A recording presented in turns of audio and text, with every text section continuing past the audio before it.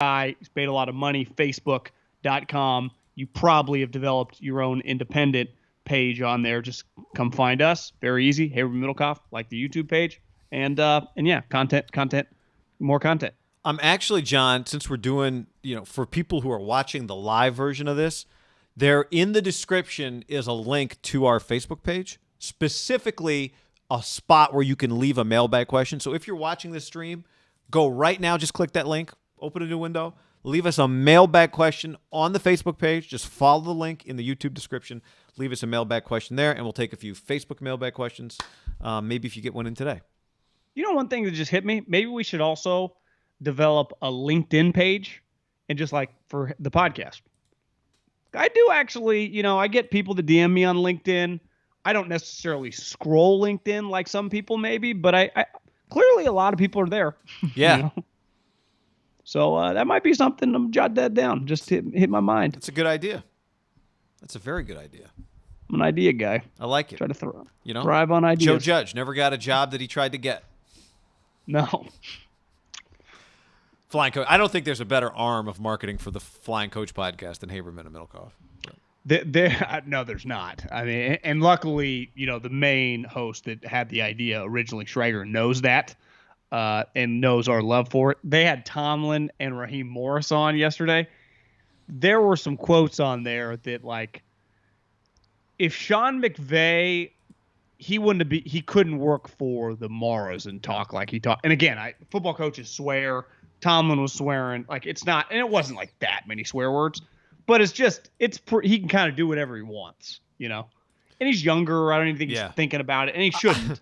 But like an older coach wouldn't probably talk like that. I was thinking about this the other day. I was thinking about this on Wednesday while I was driving, listening to the Joe Judge, and you and I have talked about this, and you and I have talked to Peter Schrager about this. But it's pretty crazy that Sean McVay just has a podcast where he just talks about coaching his football team. But, a lot of coaches do an interview, like they'll do a podcast, they'll appear on the team website, podcast, whatever. But this is a whole different thing. Like, he just sits there, commits a couple of hours to setting up some audio equipment and hosting a podcast. John, I'm sure they went to his office and set him up, don't you think? Yeah, but I just mean like, okay, hey, Sean, we're talking to Mike Tomlin at 1. Cool. He's got to flip the thing on at 12:30, make sure everything's connected, just take some time out of his day. I'm just saying, I don't think it gets enough credit for how much of an outlier it is that Sean McVay hosts a podcast. Now, it's whatever. It's 10 episodes, limited run. Schrager's awesome. They're both awesome. I just don't think it gets – if you're just like, Kyle Shanahan's hosting a podcast, 10 episodes, you'd be like, what? Yeah, it's – I don't think people quite realize either how often these coaches get requested to talk and immediately shoot it down just because it's not worth it. What I think it's an underrated part about – I know Schrager hypes up the Rams brand. I don't think it's very big. I mean, I think Sean's a big brand. Yeah. But like Sean elevates it. For example, I have a couple close friends that are tight with Stefanski. So I was like, I shot him an email, asked him to come on the podcast, just see what he'd say. And his response, he immediately responds and goes, thanks for reaching out. I'm going to have to decline. And I just think it was a personal email. He shot it right back. And I did the same thing. Joe Douglas, same type response, even though he kind of forwarded it to his media guy. I don't think any one of these guys wants any part of Joe Douglas on Zach Wilson, Kevin Stefanski on Baker Mayfield's contract. Like, Sean doesn't even give a shit, which honestly is kind of refreshing. But I also think no one's really cutting up what he's saying with the Rams. They are not really covered like, I would say, the majority, the Vikings, the Browns, the Steelers. Like, they don't really – the Niners, right? Kyle goes on there. Everyone's taking every one of his quotes. If Kyle hosted a podcast, it'd be incredible for me and you. It would give us so much content. Like, Sean doesn't – and Sean says stuff. He doesn't get that in-depth, I guess, but still, he talks. Yeah. Raheem Morris, who with Tomlin, and they're all kind of intertwined because they work together in Tampa, is his defensive coordinator. Can you imagine if, like, Kyle's hosting this podcast, had on D'Amico Ryans and the equivalent who would, and Mike Tomlin. You'd be like, oh, my fucking God. How many topics? We're going to talk about this for the next 2 weeks. It's true. It really is true. I'm sad it's over. Yeah, he dropped a line like Raheem Morris. He was with the staff with Kyle in Washington. Yeah. And Sean McVay, and they all became buddies. Raheem's younger, and had him over to like dinner. Sean, and LaFleur's wife had him over for drinks, in the off season. And opens up the cabinets, and there's a bunch of Tampa Bay cups. And I think it was LaFleur's wife is like, "Damn, aren't you mad they just fired you?" He's like, "Are you crazy? They made me rich, bitch." That's what Sean McVay said. I'm like, damn. He just said, and that's what he said. But it's like, it's as unfiltered as you'll ever get a head coach in NFL history. That's fantastic. Publicly. Yeah. Yep. All right, John, let's tell the people about our friends at wineaccess.com/ham. If you're listening, if you're watching, if you're listening, you can see us holding up our latest bottles of this Pinot Domaine Nico from Mendoza, Argentina. Wineaccess.com/ham. 20% off the best bottles of wine in the world. Yeah, I don't know about you. I love a good Pinot. I absolutely love a good Pinot. It's my go-to wine. And we had them send us a bunch. You need to crack that. I've already cracked it. The Domaine Nico. It's fantastic. When we watched Trey Lance a couple weeks ago, we had another bottle of Pinot. I still have a third bottle of Pinot in my wine collection that I eventually need to drink. You go to wineaccess.com/ham. If you like Pinots, you like Cabs, whatever you like, you can find it individually. You can search by regions, right? You can go Sonoma, you can go Napa, all these different vineyards around really the world. And here's the thing. For a wine to get on wineaccess.com/ham, there are $300, $400 bottles of wine. There are $20 bottles of wine. So the price points you can find anything you're looking for. But whether it's a $20 bottle of wine, whether it's a $200 bottle of wine, only the best make it, right? They choose one in every 18 wines. So they're not just letting anyone through. It's like the NFL. You got to be the best of the best to make it. That's the same thing with Wine Access. It's probably even harder based on the numbers. Think how many bottles of wine there are. And wineaccess.com/ham. You get 20% off your first purchase. I can't recommend it enough. I'd order a Pinot right now if I were listening. I'm looking right now, John. This the South American Pinot Noir here, $30 a bottle. 9 cases of this one left. The other one that you and I had when we did the Trey Lance. Let me see how much they've got left of the Star treatment. For those of you watching the stream, I'm on the Wine Access website right now. If I can do this real quick. Star treatment. And you order these bottles of wine? This one, $30 a bottle, 30 cases left of the Star treatment. This one we love. Wineaccess.com/ham. Wineaccess.com/ham, 20% off. Go do it right now. Order yourself a bottle of Pinot. Or whatever you love. Whatever you love. Or whatever you love. They got the best. Okay. A bunch of stuff to dive into today, John. So let's start with Fred Warner. Contract extension. Lock him up. $595, $40.5 million in guarantees. And I don't think there was much drama on this one, right? Trent Williams, as an example, was a free agent. This is an extension. Trent Williams was a free agent, and that was a lot of drama. There was not a lot of drama here. However, anytime you have one of the best players in the NFL who is playing on a very team-friendly contract, until you get it done, it's just going to be a big deal, right? Will he get to free agency? Will you end up franchising him? Will he hold out? We've seen it a million times. And somehow with the Niners, happens all the time. Like with Kittle and with Fred Warner, some of their best players have been pretty drama-free, but it's not necessarily maybe drama is not the right word. It's been less dramatic than it could be, for Kittle and now this year for Fred Warner. Well, and wouldn't you say it typically it can get ugly when a guy is a non-top pick because they haven't made the money, right? And I'm not saying Khalil Mack and Aaron Donald held out and they were top 15 picks. I mean, Khalil was the 5th overall pick. So it can happen to anyone. But it made sense. Michael Thomas, was it 2 years ago, was like a second-round pick. He's like, I want my bread. As they say, I want my bag. Give me the bag. Bag alert. Like, major bag alert. Well, that's when you're making 3rd, 4th, 5th round money, would make sense. But here's what the Niners think about this guy. They have truly benefited the last 2 years from signing we'll see how Bosa comes back, but their two best players over the last really 3 years, Fred Warner, George Kittle. If you average how much money they will make over the life of their time with the Niners, hopefully these guys are lifelong or, in their primes, 7, 8, 10 years, whatever. Those first 3 years were so cheap. And then because of the positions they play, which to me is kind of nuts and a little antiquated, like, I don't know about you, but I've watched Navarro Bowman or Bobby Wagner or these guys, Ray Lewis in his prime. They can take over a game. They make every fucking tackle in the run game. They pick balls off like Luke Kuechly. Like, okay, a pass rusher is worth $25 million a year. Well, if I get the best middle linebacker, that guy has close to that value. Yet their money of real dollars, and you and I are big believers in, you can give me the fluff number, but like you can say Myles Garrett signed for $200 million. The number that truly stood out was like, damn, they gave him $105 million. Yeah. Or damn, Joey Bosa got all this money. He got, I think it was like $102 million. That is a lot of real money. Remember Khalil Mack when at the time got 90? I was like, damn, this is close to quarterback money. And really some of the Aaron Rodgers, Russell Wilson, Khalil was way more than the Derek Carrs and the Garoppolos and even like the Cousins. Like he was getting more money. So it was a lot of cash. They have gotten two guys that I'm pretty sure Kittle was like $30 million.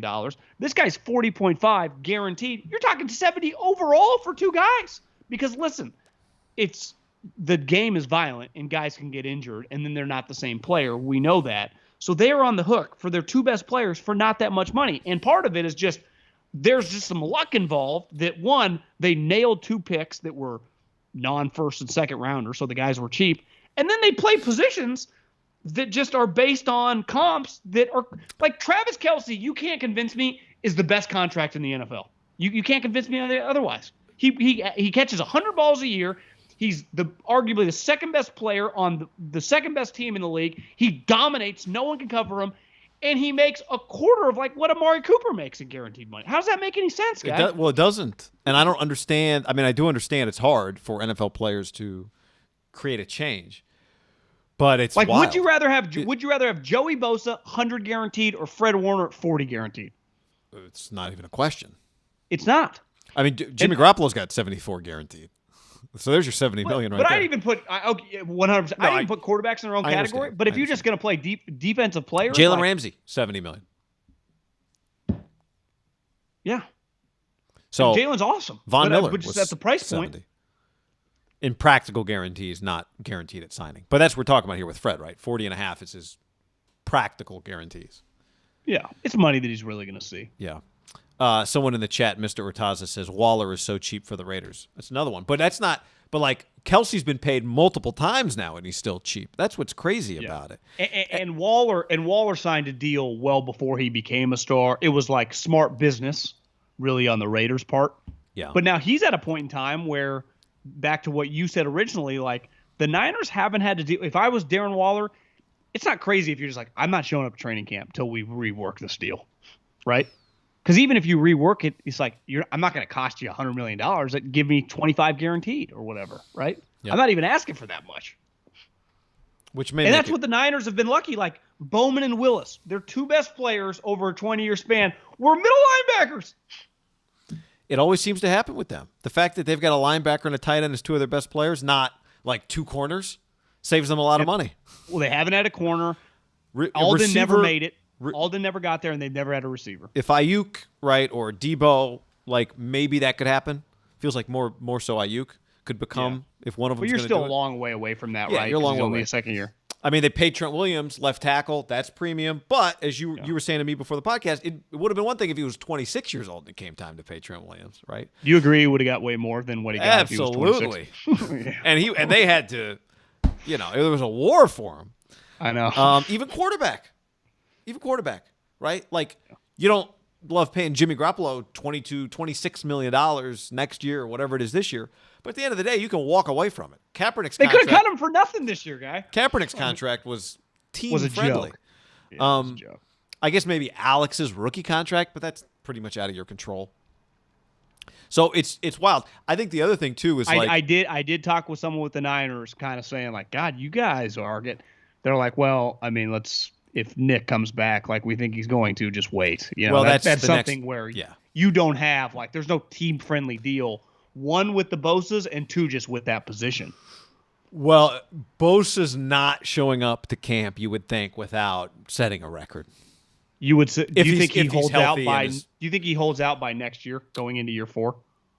Yeah, I mean, it's tough, right? If he doesn't like play a full season or is hurt, but if he just has the year that he's capable of having, I got to think you've got to pay him or you'll eventually pay him because he holds out. But the only way he's not holding out is if he gets the record, a record level type neighborhood contract. 15 sacks, or let's just say 15 sacks, and he's in the mix for Depoy. Are we talking $105 million right off the bat? Talking more than Joey. Yeah. Yeah. A healthy year. So, the other thing about Fred Warner, really quick, I don't want to jump the gun here. Thing about Fred, like he doesn't miss any time. Like I'd already be a little nervous, even if Nick doesn't miss a game. Like just look at his history. Like even Kittle. The good thing about Kittle is like I don't trust that he can just play like 3 straight years, 17 games, but I'm not paying him that much. Right. Right. The hard part is once you get, and that's even Fred. Like Fred missed a couple games. I'm not. The pressure on Nick that would be, I mean, close to triple Fred is like I can't afford to have you missing much time. Right. Ever. I know. It's already a problem with Joey. I know. That's where the Niners are lucky. Like 40 is a lot of money. Don't get me wrong. I would die for $40 million, but in the NFL, like Amari Cooper got $60 million 2 years ago. And this is not a first-round pick. That's the other thing that makes it feel so valuable, right? It's Navarro-esque, right? 3rd-round pick. Just you hit a superstar. And it feels like he's a good guy. People like him. Yeah, and that, right? I think John Lynch said that, like just leader, your the whole thing. Total package is what Fred Warner is. And he's perfect for the NFL he plays in. Did you see the next gen stats like 2 weeks ago on NFL.com produced like the top 10 coverage stats? No. And it was like, you had to have 300 reps and then you had to have at least 40 targets in coverage. And then it had a whole formula with like, how many, the catch rates, like how many catches you gave up in coverage and the passer rating against you and all that. And it was 9 cornerbacks and Fred Warner on the list, on the rankings. It was Xavier Howard was one, Jair Alexander. Is that what you just said? Yeah. Yeah. No, I said Jalen. Was he in the? Jalen was not range? Ahead of, again, this is where you go, well, does this mean he's better than that guy? Not necessarily. I forget who was 3. Maybe the Packers have a corner who might have been 3. Jair Alexander is the Packers corner. Maybe the Dolphins have, whoever was 3 was 3. Oh, was he a Bronco maybe? And then Fred Warner was 4. I mean, Casey Hayward was up there. He's had a good couple year run. I don't even know what team he's on now, but the point is like in for the modern NFL, this guy just has a skill that's at his position. Well, I have a couple friends in the NFL that don't quite understand because most people openly talk about how the linebacker position is not as valuable, obviously, as left tackle, pass rusher, sweet corner.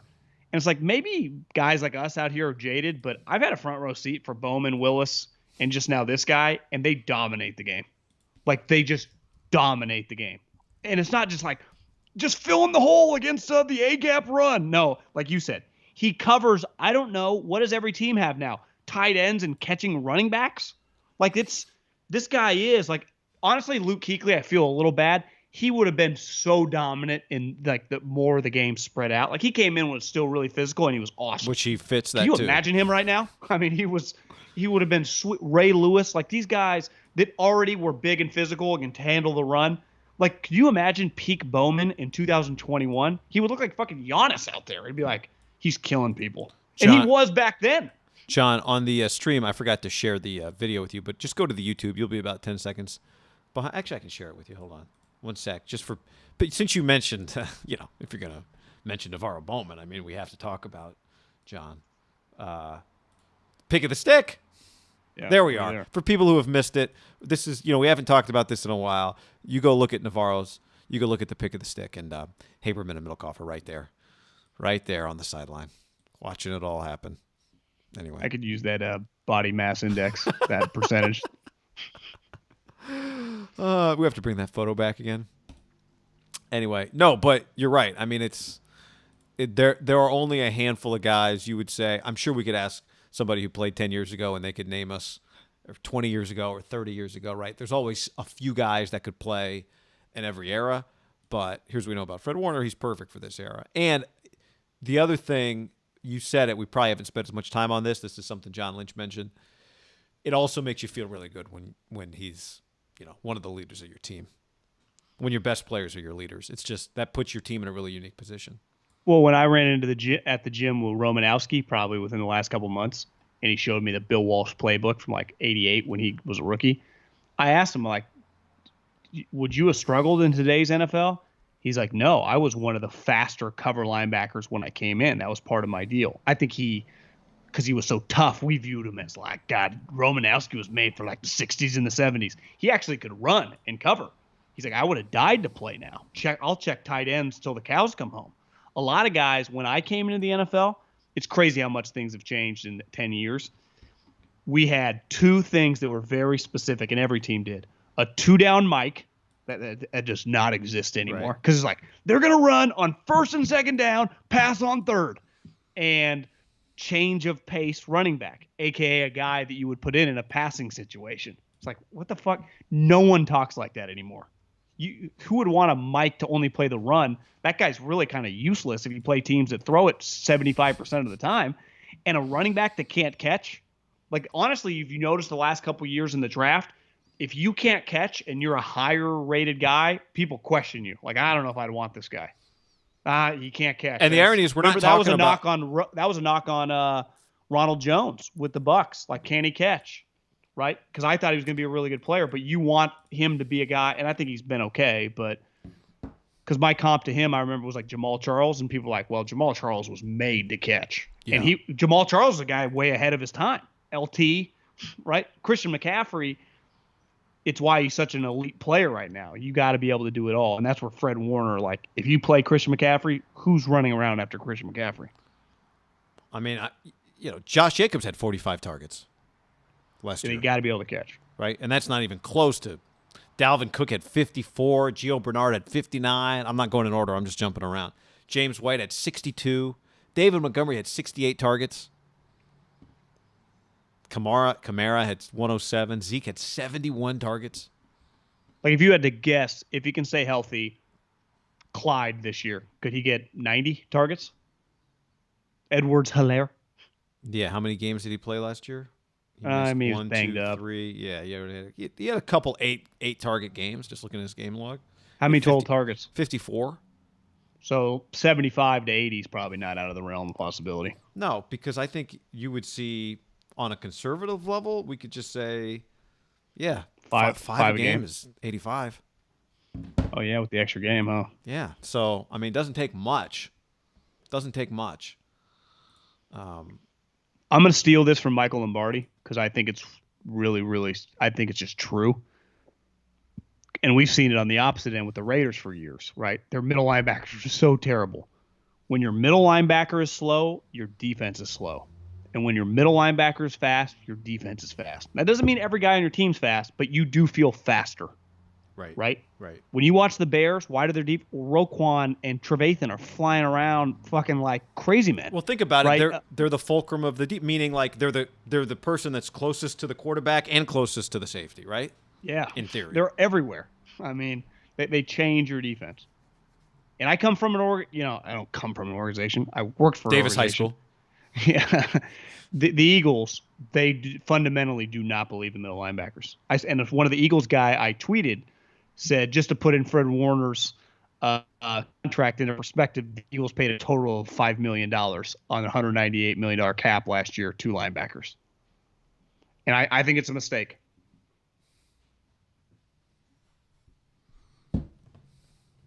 Get paid, babe. Sorry, Fred's rich. I'm in the process of trying to do a TBT post with our photo. Okay, John. Well, this also leads us to a discussion about the Niners core. I mean, it's obvious that they need Trey Lance to be ready to roll in 2022, given Jimmy's money. And as you said to me, we're talking about it like need him to be ready. Like he's playing one way or the other. But they really are a quarterback-ready core. When you think about how talented it is, I don't know. I mean, we can start going through all the teams in the league and go like, well, guy, part of it is what they paid for him too, right? For Trey Lance, right? For regardless of what Yeah. Jimmy's getting paid. No, totally. Yeah. They didn't invest dollars in him, but they invested capital. It's all, in some ways, it's all the same. There are a few ways you can do things. One is with money, one is with draft picks. Warner, Bosa, Kittle, Trent Williams, and I'd say Ayuk and Debo, while they're cheap, like this team is just very quarterback ready. Your star core is Warner, Bosa, Kittle, right? Trent also, but in terms of like in their primes, like you got three guys at three key positions who you. If Trent's healthy, though, he's a prime player. Yeah, he's in his prime plus, right? Yeah, an extended prime, but when I took a step back today and you look at what everyone can see, but you just take these 4, 5, 6 guys and just stack them up with the best 4, 5, 6 non-quarterbacks on every team, they match up. I mean, 4 of those guys are elite at their position. Like 4 of those guys are now. I guess Bosa's he's got to be healthy, but you're talking about all pro level players. Well, if this was the NBA, they would be a lock to be in the Final Four. But as we know in the NFL, you can have the sweetest core guys, top 4 or 5 players on your team. If one of them is not your quarterback, you are not a lock to do anything, right? And I still think for the Niners quarterback situation feels a lot better because just they have a real backup in theory, right? A guy that is really, really way more talented than the other guys. We don't know. We saw Jimmy last year when he played was not good, and we have no clue with Trey Lance. Right? I was talking to Coward last week, and we were talking about Jordan Love. And he was like, do you think he's ready? He's like, do you think there's any way they could know that he was ready? And I was like, well, I went to Niner practice with you, a couple weeks ago or whatever, a month ago. And I think most of the practices, talking to some of my friends around the NFL, like OTAs are kind of, they call it a joke relative to what it used to be. I'm like, I don't think there's any way possible you come away from an OTA practice with a young quarterback, besides his physical talents, right? You just his how big he is, him running around and arm strength, and going like, I know this. We could win a game with a guy that's never played in a game because you have no clue what he looks against the pass rush. You have no clue a guy that's never been sacked in the NFL how he's going to jump up. Like the questions just don't get answered. Yeah. Right. Like we were at practice and everyone I've told everyone, whether it's just a random golfing buddy or on text chains, like I think Trey Lance looked pretty good physically, but like, can he just pick apart a defense in an NFL game? Like, I don't know. And there's no way for Kyle to know that now. And they will not know, just like they will know when we know. Everyone's going to know at the same time. It's going to happen in a game. You will not know in this. Do you agree this practice setting with a quarterback? There's a ceiling to what you can learn. You can learn intelligence and him understanding the offense, even the reads, but like what happens when Aaron Donald hits you in the sternum? And same with Jimmy. Like, does Jimmy bounce back to the Lorenzo Neal? Does pressure burst his pipe, or does it make him a diamond again? Like, does he play really well? Does he handle the pressure well? Or does he like press? I don't know. Just again, body language doctor judging him at practice. It looked like he had a little pep in his step. Like, you're not just going to throw, and he should. He's prideful. He's been in the league a while. He learned from Tom. He's had success individually. But to me, their question at quarterback, their core is awesome, right? Think how many teams in the league would trade their top non-quarterback 3 or 4 players for that group, right? No one would argue that. But if your quarterback play, the Niners were a playoff team last year. The problem is their quarterback play was like 2-win level. Yeah, that's the beauty of a great quarterback is it overcomes some of that stuff, right? Can. Yeah, like the Bills. Like, can you name 4 non-Josh Allens that are better than what the Niners have? Yeah, you'd go Diggs. But they got Josh Allen. Right. If you were going to make who are their core 4? Diggs? I think they have an offensive tackle, starts with a D Dawkins, I think that they like. Yeah, Deion Dawkins. Was a second-round pick a few years ago. Did Gronk body slam Tre'Davious White? Tre'Davious really White, good, their first-round pick, yep. So, they got Ed Oliver? it's right there. I think he's Jerry underachieved a little bit. Hughes. But I mean, yeah, I mean, I'm sure a Bills fan could maybe they just go with maybe Gregory Rousseau's a baller this year. I'm sure a Bills fan could give us a name or two. But you know what I'm saying? Like, yeah. their trump card is, because I think they have some holes. They're going to, if he stays healthy and plays like he did, they're a 12-win lock because of him. And that's where I go back to, like, I'm bullish on the Niners, and they should be a playoff team. But Jimmy's more of a known when he's healthy than Trey is. If he has to play, he is a complete unknown until he plays a game. Like, Kyle is going to learn as you, me, and every single person learns on their couch. Right? Yeah. Same with one day with Jordan Love. Like, eventually, well, it's not a lock. If I was the Packers, I'd just try to ride out Aaron Rodgers as possible. But let's say they give in. They say, Aaron, show up. We 100% swear to God, we'll fucking put it on paper. We will trade you after the season. They'll be like, God, I really like how Jordan's mature. They will not know till he plays. You can't. Right? That's what I give Ted Thompson credit. Like, now, I do think it was probably in practices 15 years ago, Also, the red years of it, the red jersey was like, and looking back, like Mahomes and probably Rodgers were doing some things in practice. Like, hey guys, I've never seen that. I've been in the league 20 years, like a random assistant coach. I've never seen this. Right. Also, your team was, and your team was set up to support a young quarterback too, right? But still, like, Rodgers got a shot and he was just clearly, he could take a hit. Well, I went and watched his first start the other day. He threw his first touchdown in his third year, like in relief. But his fourth year, his first start. Week one. Can you imagine the pressure on him? His first touchdown. It was Monday Night Football, I think. Monday Night or Sunday Night Football.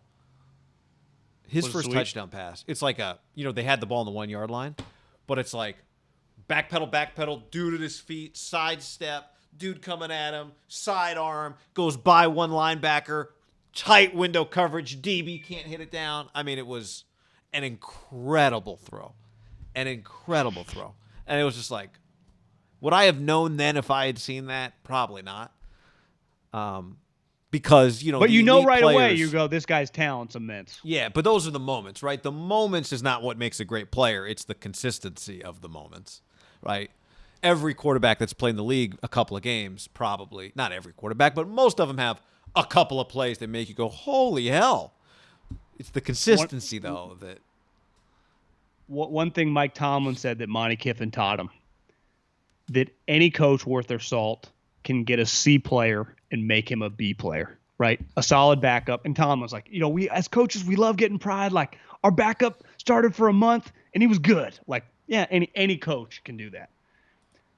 Can you take an A player and have him play an A game every week of the season for years on end?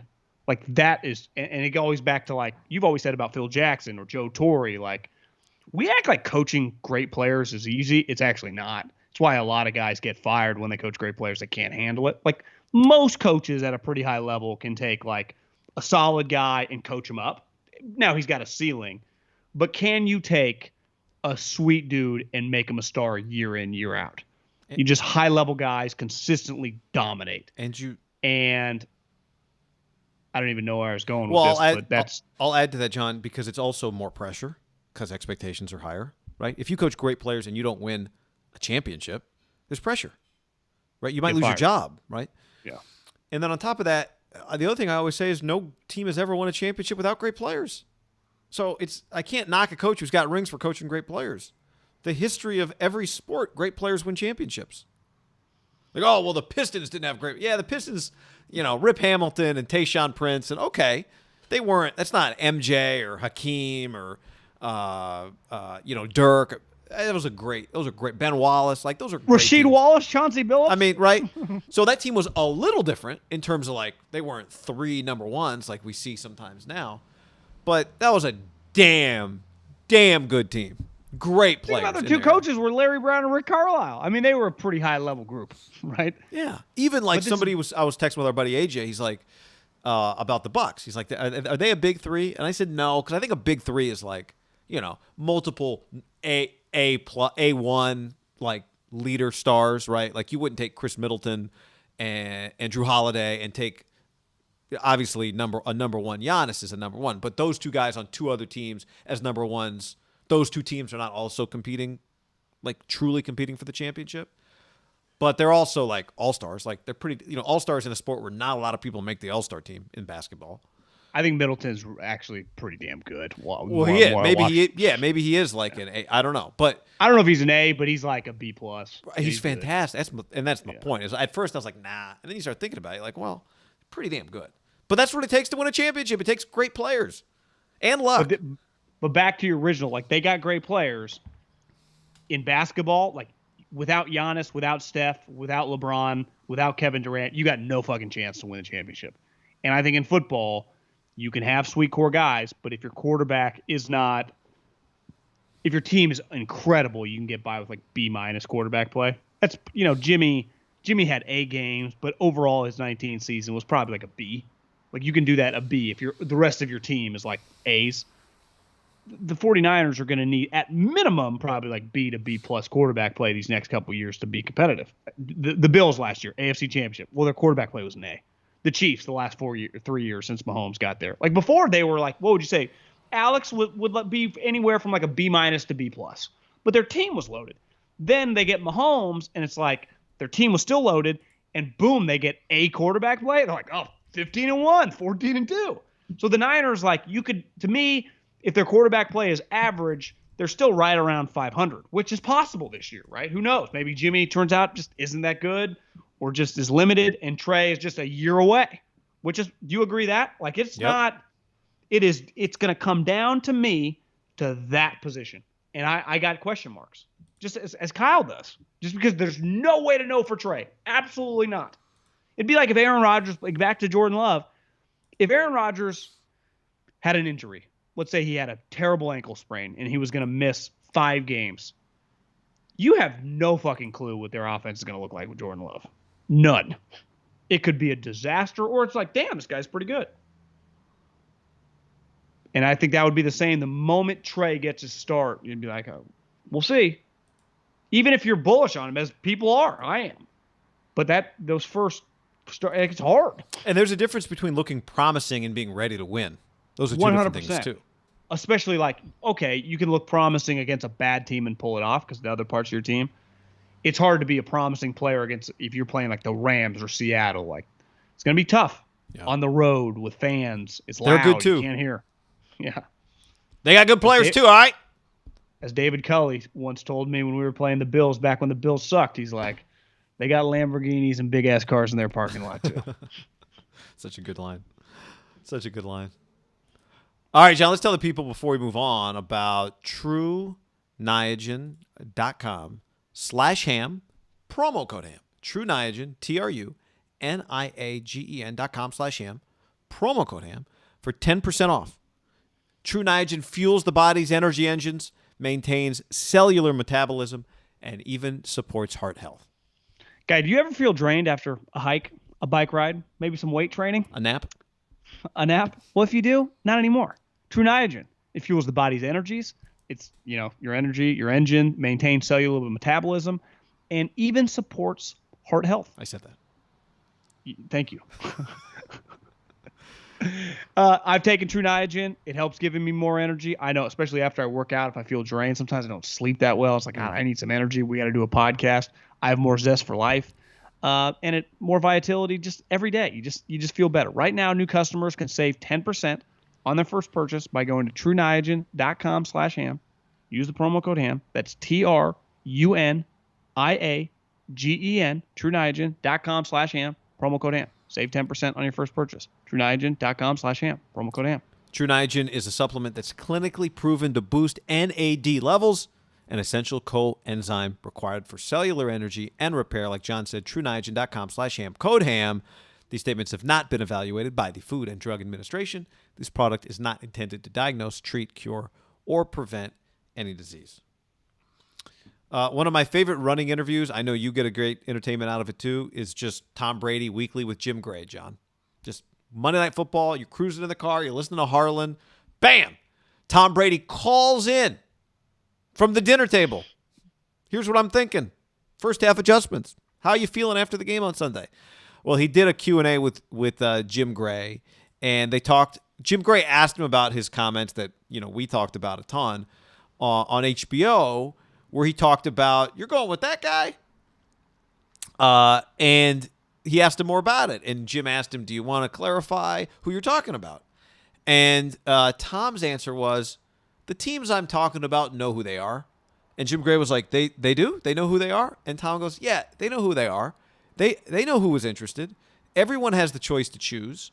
What you realize is there's not as many smart people as you think. It'd be a no-brainer to go get Wayne Gretzky, to go get Michael Jordan, but nah, we don't need him. We're good. That's what happened with Tom. So the last part where I said that's what happened with Tom is not Tom's quote. But he said, nah, we don't need him. We're good, kind of making fun of the teams who kick the tires. And you remember when Brady's first comment on the barbershop came out, we were like, who's he talking about? Is it Carr? Is it Jimmy? Is it Tannehill? Who's he talking about? Well, this is not him talking about a team. This is him talking about everybody that kicked the tires and moved forward with other plans, which we know the Niners did. So the point here, there's no debate now that 49ers are included in this comment. Do you agree, though, on the shop clip, the way he was talking to them, he was picking an individual, even though I think it represented everyone kind of turned him down? Yes, I think he had somebody in mind.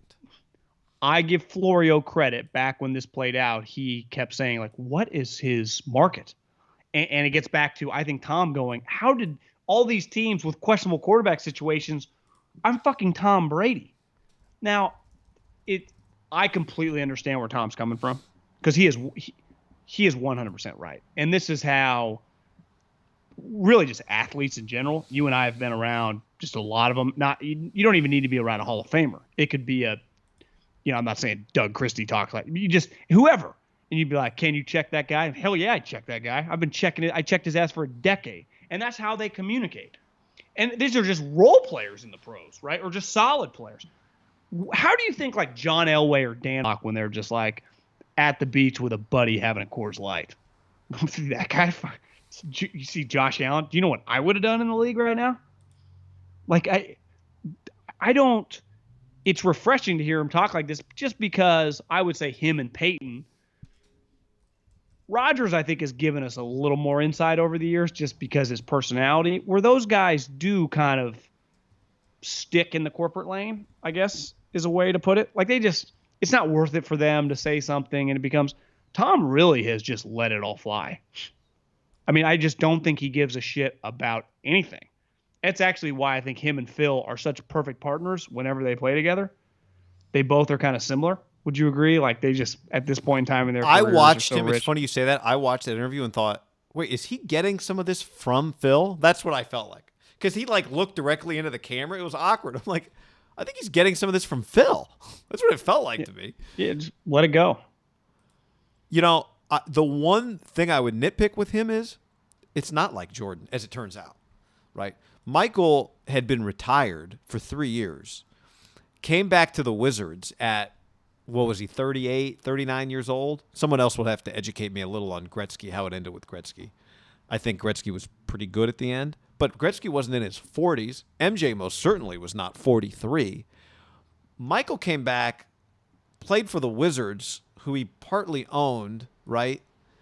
And they were under 500 both years. They won like 35 games. So the league was right. And now Michael was averaging 22. Don't get me wrong.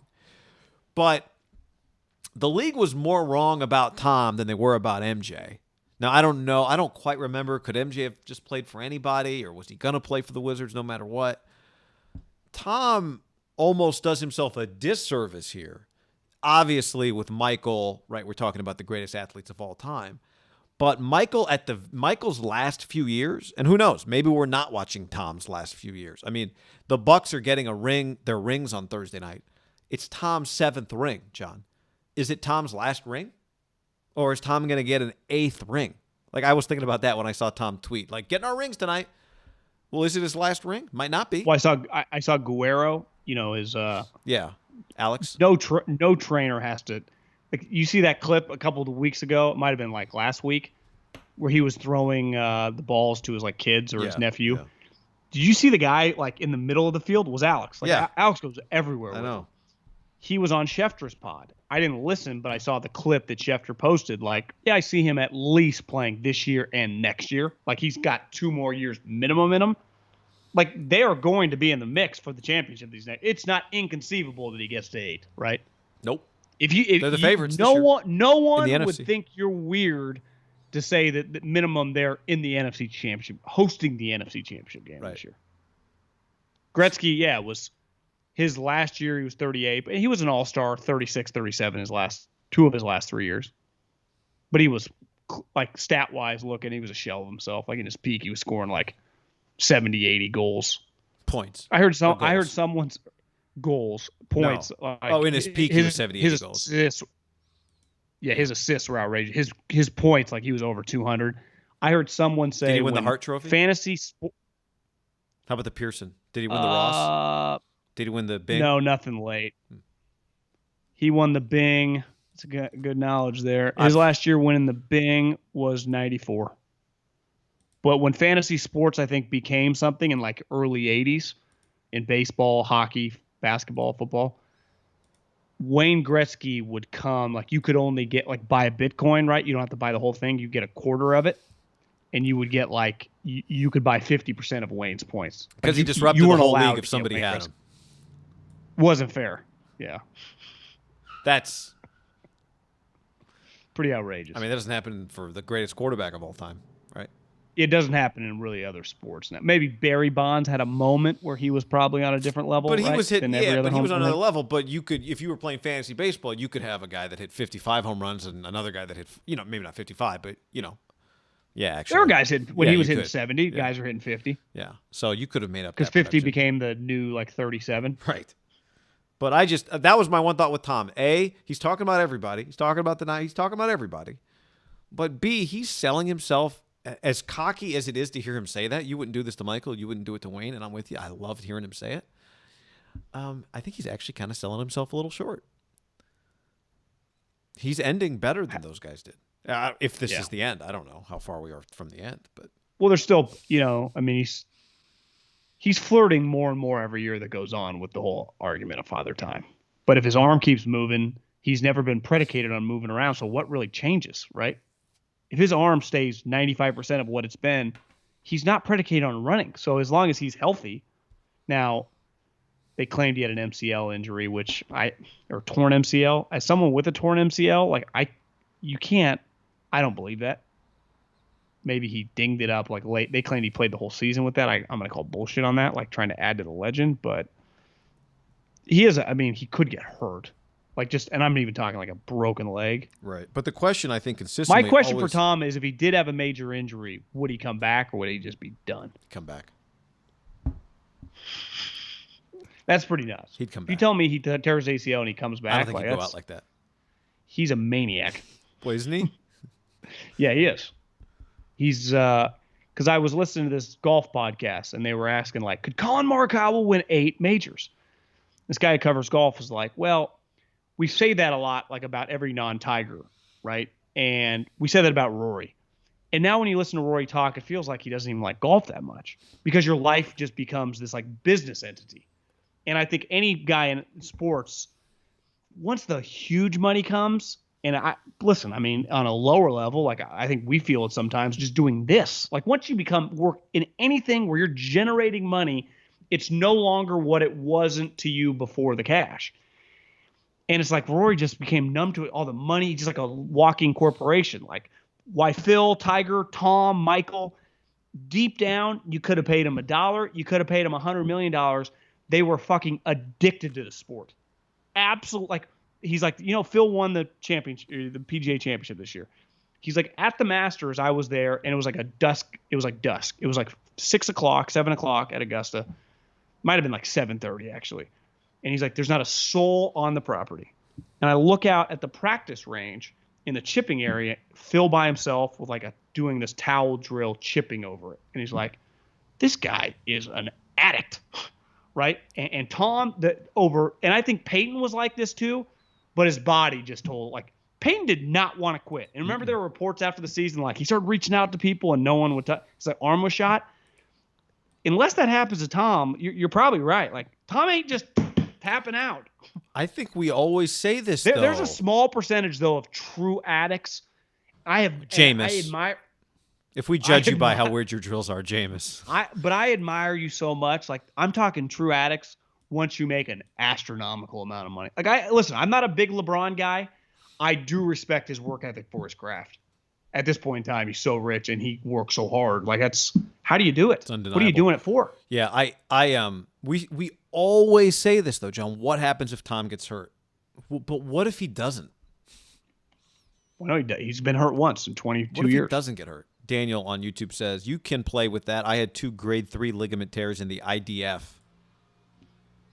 I don't know what that means. Israeli Defense Force. I'd say there's a little more on the line. I would imagine if you asked some IDFs, some SEALs, like what are the injuries you battled through, it's probably a little higher threshold than if you get asked like that. But that going on today, they want to go to the SEC. I mean, I don't know what's going to stop them at this point, but Pac-12. Pac-12. But here's the thing: if you're Texas, if you're going to leave, you got to make a lot more money, right? That's why you would do this. I would love for them, Texas. All realignment started when Pac-12 tried to take Texas, but they've got to think about it. I was reading an article in The Athletic. The Big 12 team distribution was $40 million a team last year. Pac-12's was 33, SEC's was 45. But keep in mind, the SEC distributed $45 million per school. They got 14 schools. Big 12 distributed 40. They got 10 schools. So, and on top of that, Texas gets $15 million from its Longhorn network. So they've got a sweetheart deal. Like, it would take a lot for them to leave because they've got it all. They got everything they want. Now, SEC has an ESPN deal coming up in a couple of years. Would they let them keep the Longhorn network since it would be an ESPN marriage? Maybe. But I don't know. I saw somebody said like Texas is like in the last 40 years the number of good football seasons they've had is like you can count them on one hand.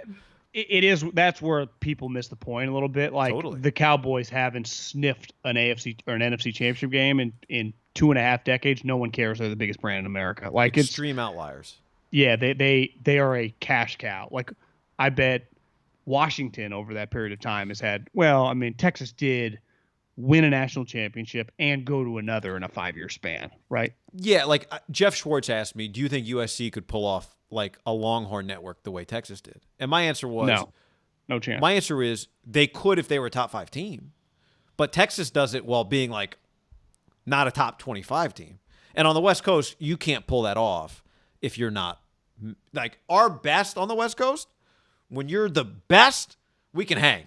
Like the San Francisco Giants or the 49ers or USC football, like when they're competing for championships, it's as big as it is anywhere. But if you're not, no one cares. It's not like Texas as a mediocre program is massive, massive. Yeah. It's infinitely bigger than anyone in the Pac-12 when they are doing what Texas has been doing, right? I would say, and even that's not, and that at that level is not even a West Coast thing. That is the nationwide. It's just that's why Texas is the richest athletics department every year. You agree? Like I think Ohio State could pull that off. There's a short list. Yeah, right. Yep. A short list. Yeah. I just wonder if the SEC do they need them? Like I would say that Oklahoma and Texas need the SEC more than the SEC would need them. That's where our guy George Kleofkoff, John. Kleofkoff. When you see him next week, we want to talk to him, and we want Texas and Oklahoma in the Pac-12. That would be, and you could. Here's the thing: if you're Oklahoma, you dominate right now, right? You have been. I've always said this: Oklahoma's go to their Football Reference page and compare it to Texas. They have been way more consistently successful over like 5 decades. It's not even close. But Texas, bigger, whatever. I mean, Texas may generate more money, but Oklahoma's more successful. Oklahoma goes to the SEC like they are no lock to ever get to the playoffs. It would be much harder. They would have to transition recruiting. They came to the Pac-12. It would be the same thing as going on the Big 12, right? They would win it. If you put Oklahoma this year in the Pac-12, you agree they would win the Pac-12. Mm-hmm. Maybe pretty easily. I mean, just like any football season. They'd have a couple tight games, but I'd say it would be an upset if they were not the heavy favorite in the Pac-12 championship game. And they know this. Is it, and for Texas, like Texas, you're struggling right now in the Big 12. You're going to go to the SEC. Now, there's a financial aspect, but do they bring something to make it bigger? I don't know. I hope George lands them, though. Because, again, it would sound stupid to say this out of my ass, but once upon a time, we were texting about it earlier today, like, that's where this all started. The Pac-12, Pac-12 tried to get back Texas. when the Pac-12 was sweet with like Pete Carroll, Chip Kelly, they were going to land those, and Harbaugh land those guys. It was like, damn, this thing's going to be a powerhouse. They were going to be the SEC before the SEC, and then it fell apart. But hey, just sometimes, you've already taken them out to dinner before. Take them out to dinner again. Go back to the well. I'm with you. It would immediately resurrect the relevance of the conference, and the Big 12 would be fucked. The Big 12 is F no matter where those two go. Unless they keep them. Well, yeah, if they keep them. But otherwise, they got 8, and then everyone else starts trying to poach them. And what happens to KU basketball? They just go Notre Dame. Kansas, yeah, they end up in the pack. Baylor basketball is a power. I mean, Baylor, their basketball programs are good. Yeah, and Baylor's fine, good enough football. Yeah, I mean, yeah. Our Bryles had a run. Their head coach got a job with the Panthers. They've had some moments. Yeah, not everybody can be a championship contender, but they have been, like a Big 12 title contender. They have been. I'd say Texas Tech and like Kansas State would have like a WAC type conference written all over. Not the WAC, but like Mountain West level. You know. I guess the one thing Texas Tech has going for it is in the state of Texas. That would make them somewhat attractive. I mean, that's their most attractive piece. Yeah, their basketball program. And basketball's good. And football's supported. Yeah. Right? Almost lost to Kansas last year, but Kansas played well that day. We all watched. We all see it. We all heard Haberman make the call. What was the final score? Like 19-16? I don't think it was that high. Might have been. You have a better memory for that game than I do. But I didn't watch either. I just checked the ESPN ticker. Was it on TV? Yeah, that's why I was there. What channel? Oh, you're saying, I think, it was supposed to be on FS2. It might have got bumped to FS1 because somebody's game got COVID postponed, but I can't quite remember. Might have been on FS2. Do we have FS2 on Comcast? Yeah. Everybody has it. Just easier to find if you say it into the microphone. Yeah. It's not around that little bundle of sports channels. No, it doesn't present itself to you in an obvious way, I wouldn't say. No. He's got a mind for it. All right, everybody. Anything else today, John? Have a great weekend. And I guess mailbag coming. Podcast. Yep. Yeah, coming. All right, everybody. Thanks for hanging with us. See you.